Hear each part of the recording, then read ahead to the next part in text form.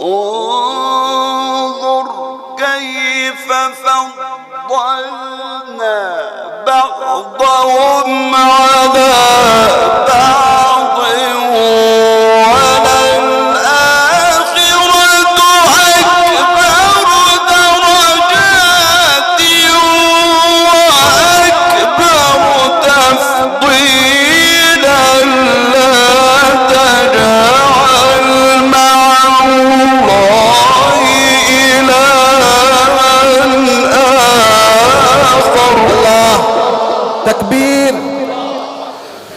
لا تجعل مع الله إلها آخر الله الله الله. فتقعد مذموما